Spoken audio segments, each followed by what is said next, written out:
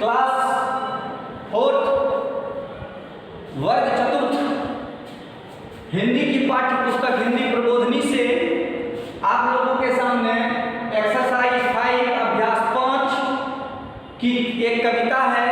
शीर्षक कविता जिसका हेडिंग, जिसका मुख्य जो है तथ्य जो मैं आप लोगों को बताऊंगा वो है घर की फूट बुरी। घर की फूट बुरी, इसके संदर्भ में मैं अभी आप लोगों को बताने जा रहा हूं।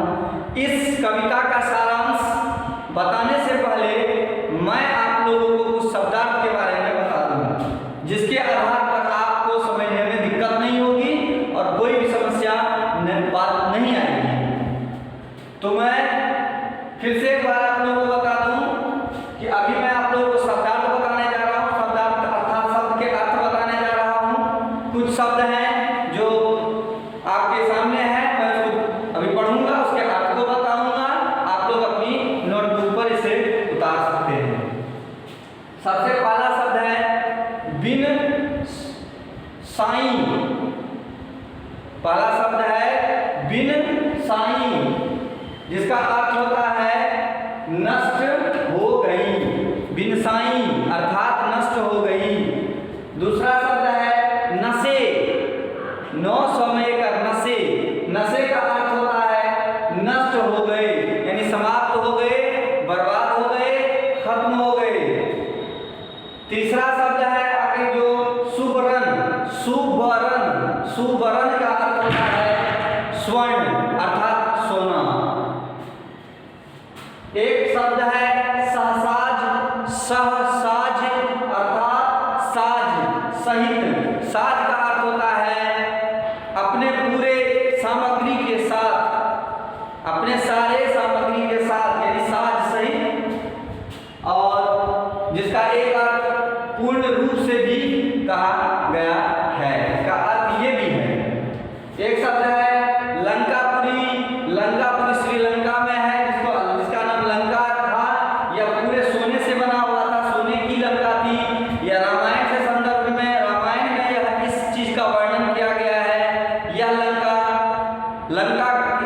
के लंकापति रावण को यह भेंट मिली थी। रावण के पास यह सोने की लंका थी, जिसको लंकापुरी का नाम दिया गया है। आगे बढ़ते हैं बच्चों। एक शब्द है जग। जग का अर्थ होता है संसार, पूरी दुनिया। यह जग है, संसार है। एक शब्द है नासे।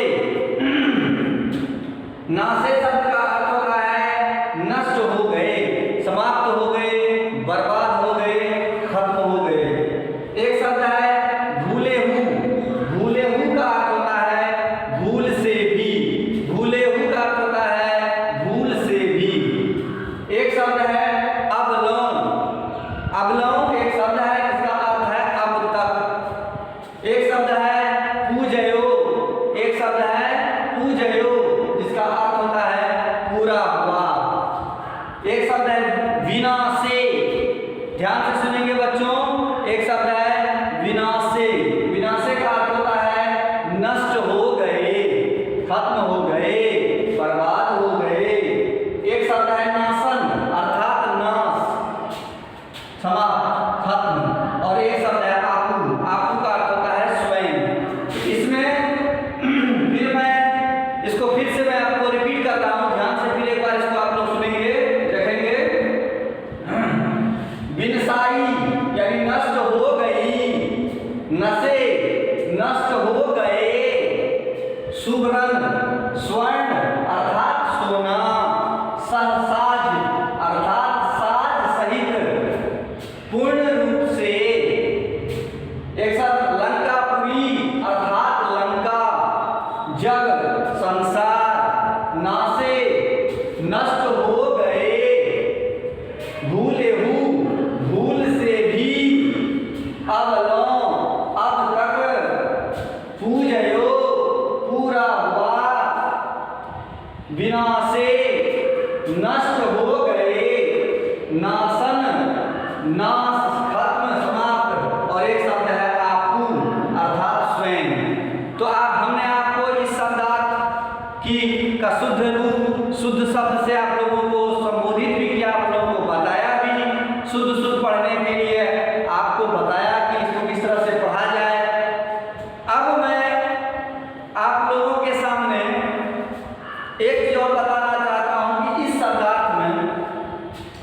नष्ट, बर्बाद, खत्म होना, ये चीज को कितने बार दर्शाया गया है, इस बात को भी ध्यान रखें। विनसाई, नशे,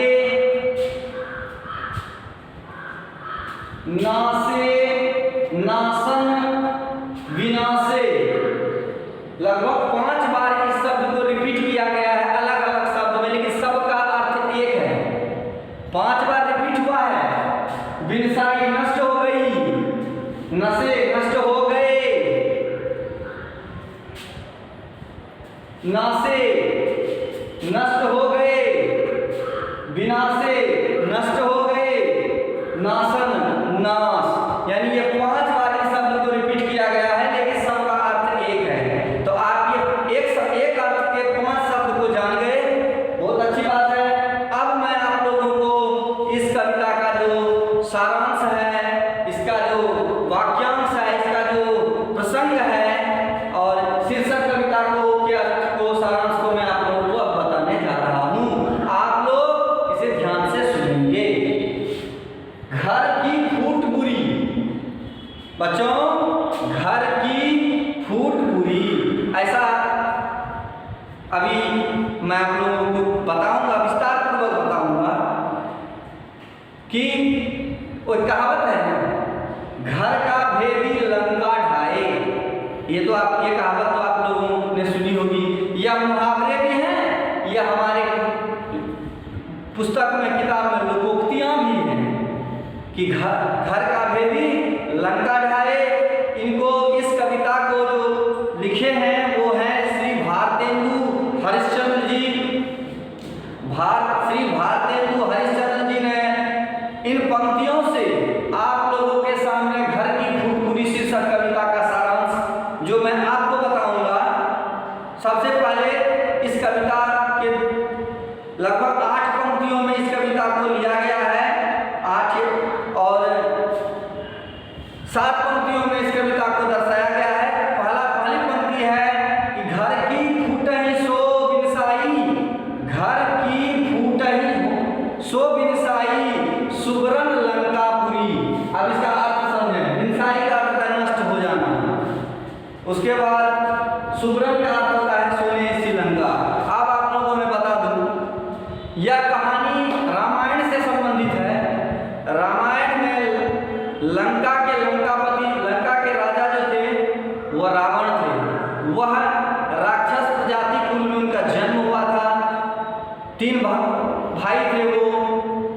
एक बड़ा जो भाई था वह रावण था, उससे छोटा जो था वह कुंभकर्ण था, और उससे छोटा जो था वह विभीषण था।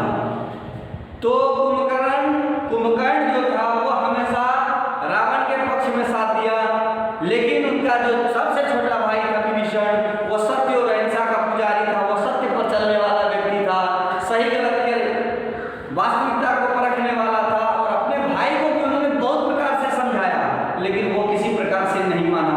मद के अंधकार में जब धन का नशा होता है, मद होता है, तो लोगों का सबसे पहले मैंने आप लोगों को बताया भी था कि बिना नाशे ही काल विनाशे ही बुद्धि। जब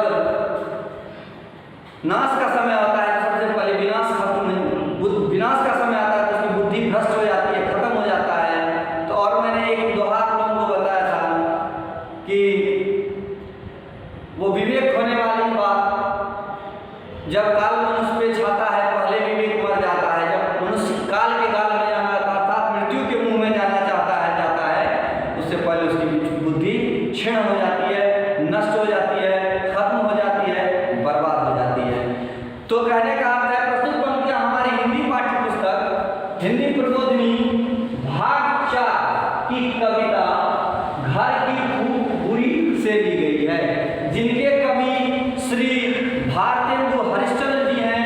वे कहते हैं, क्या कहते हैं, पर ध्यान देंगे कि घर के फूट ही सो बिनसाई, घर में अगर यदि फूट रहे, द्वंद्व रहे, एक दूसरे से विचारधारा न मिले, तो सोने की लंका जैसा भव्य महल भी राख हो जाता है, राख का ढेर हो जाता है।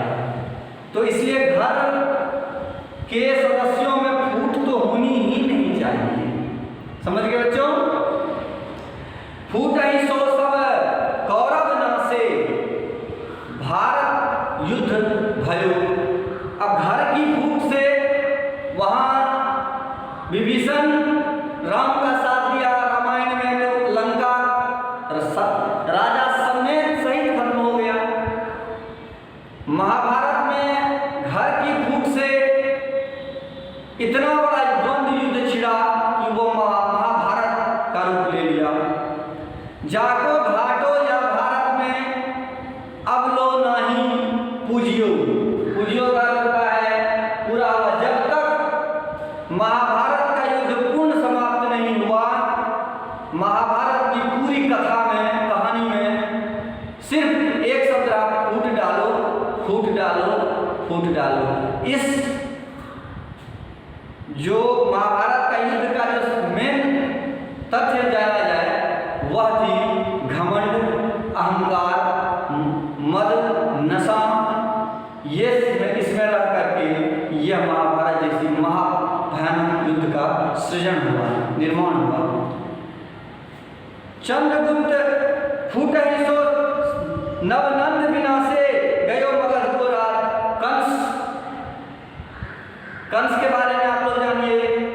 कंस का भांजा था श्री कृष्ण, और कृष्ण भांजा होते हुए भी अपने मामा का वध किया। ये बड़े आश्चर्य की बात है। कृष्ण कंस का, मगध का राजा था कंस, कंस का भांजा कृष्ण, लेकिन कृष्ण के हाथों से उसका वध हुआ, हाथ से।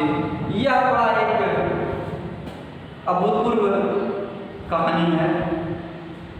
ऐसा कैसे हो सकता है कि कृष्ण अपने मामा का वध करे?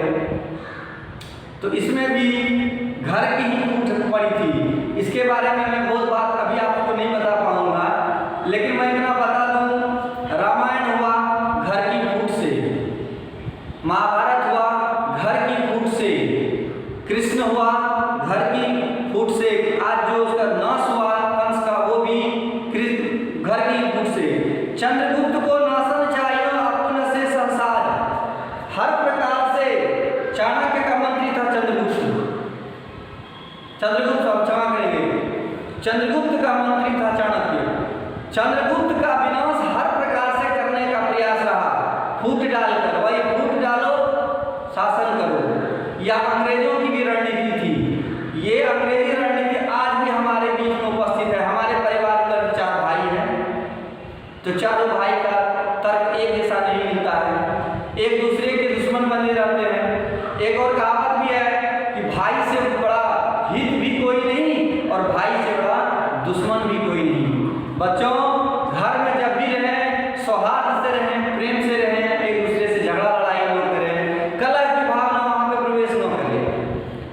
आगे बढ़ते हैं बच्चों, तो चंद्रगुप्त को बचाने में चाणक्य का हाथ था। चाणक्य नहीं रहता तो शायद चंद्रगुप्त का उसका विनाश हो जाता। लेकिन वहां भी घर की फूट से चंद्रगुप्त पर जो भी समस्या आई, बस वही कारण था। जो जग में धनवान और बल अपनो राखियो राखल हो, जिसके पास लोग कहते हैं, देखिए हमारा यह शरीर पंच तत्व से निर्मित है, 5 चीज से। कहा एक और पंक्ति है, क्षितिजल पावक गगन समीरा पंच तत्व रचित अधम शरीर। यह हमारा शरीर 5 तत्व से निर्मित है। मिट्टी, जल, पानी, आग, आकाश और हवा। ये 5, क्षिति, मिट्टी, जल, पानी, पावक, आग, गगन, आकाश, समीर, हवा, ये 5 तत्व से हमारा शरीर है। ये शरीर भी नष्ट होने वाला है। शरीर नष्ट होता है, शरीर नष्ट होता है, धन भी नष्ट होता है। ये सब क्षणभंगुर वस्तु है, इस पर कभी अहंकार नहीं करना चाहिए। इस तरह के अहंकार से समस्याएं बढ़ सकती है, आपके घर में फूट हो सकती है, आपका घर विनाश की ओर जा सकता है। इसलिए जो इस जग में धनवान है, कहोगे धन की पूजा होती है, सही बात है, धन की पूजा होती है, लेकिन स्वयं अगर आपके पास बल है, आपके पास धन का बल नहीं, स्वयं का बल है,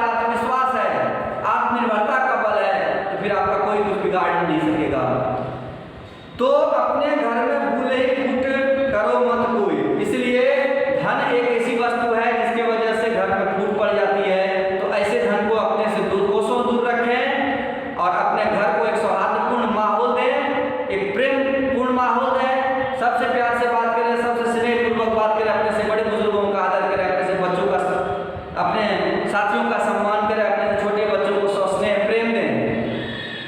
बस अंत में लेकिन एक बात मैं आप लोगों को कहना चाहूँगा कि किसी परिस्थिति चाहे कोई भी हो, घर की फूट बुरी है वो हमेशा विनाश का कारण होता है, इसलिए घर की फूट नहीं होनी चाहिए।